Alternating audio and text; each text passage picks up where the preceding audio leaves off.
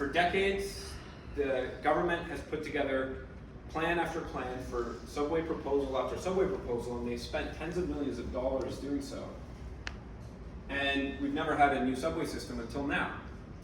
So now we have the Ontario line, which runs east-west throughout the city, and we have a station right here. And if you're looking at all the stations that are coming downtown as part of this new Ontario line, this is the best location to get a new station that doesn't currently have one. The next one over is at University. They already have a subway line there. Then after that is Yonge Street. There's a subway station there. After that, you have Corktown and Moss Park, which are areas that are good downtown locations, but can be considered a little more rough around the edges, right, than this location. This location has a 100 walk score, already has a 100 transit score, plus we're getting a new station and there isn't one already. And for people who want to take advantage of the increase in demand that's going to come to the area and what that does to real estate prices, and you want to get in before the subway is completed, this is the best building to do it at. Right? So this is Richmond Street. Again, if you're not waiting at the red light for an extra minute, it's only 2 minutes to the station here. This is what the station looks like now. So the construction's already underway. This is the heritage retention that they're doing here on the right. There's two entrances. One's on the northeast corner, one's on the southwest corner. So as you step outside, you can look down the street and see it. This is the schematic for the underground here, right? With the tube running underneath Queen Street. So in addition to the subway, we also have, as part of the GO train expansion, a new station that's coming here downtown. This is the only new station that's coming downtown. It's part of the Barrie line. So the next stop to the east is Union Station. The next stop to the west is the Junction. And there you can get on to another GO train, or you can take the Union Pearson Express, or you can go all the way up to York University and then up from there. And this is very important because now people in this neighborhood don't need to walk to Union Station, right? They can walk here instead. And as part of the GO expansion, they're also electrifying the lines. So the trains will come at least every 15 minutes instead of taking a half hour to come. And they're going to accelerate quicker.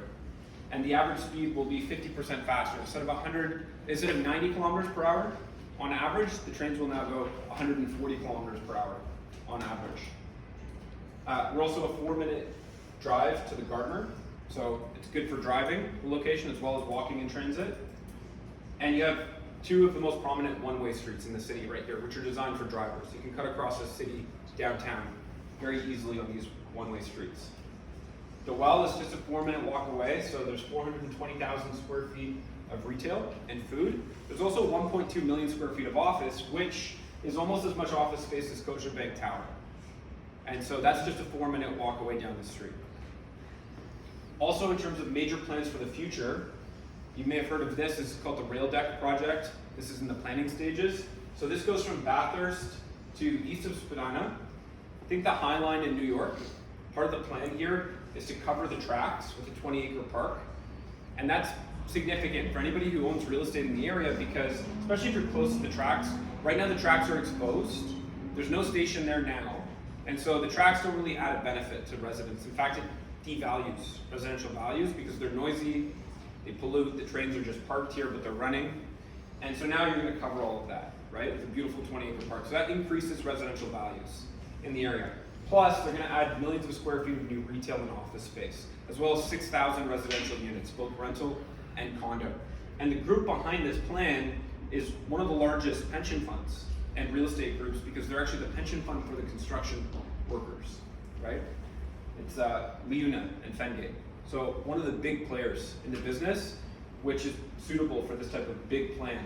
And this will take years, right?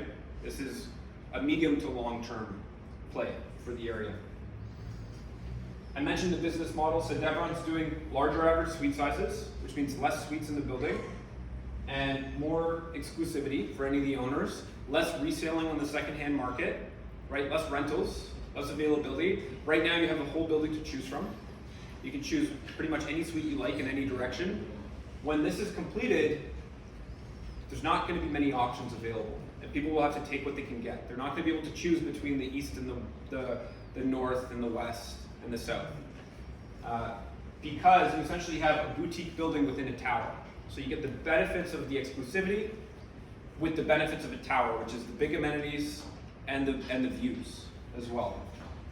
You also get outstanding architecture from Audax, as well as superior building materials in the building. So the less suites means more savings. Devron's rolling those savings back into the building, and you're not paying more to get that higher quality building, that more exclusive building. There's 4 elevators for the 350 residents. They run 20% faster, each of them.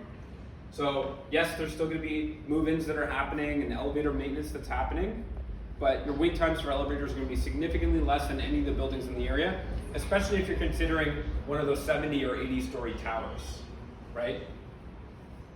With 1,000 residents or more. The facade is brick masonry, so you have better insulation to the outside. So that's for sound insulation, as well as higher energy efficiency, better maintenance fees over the long run.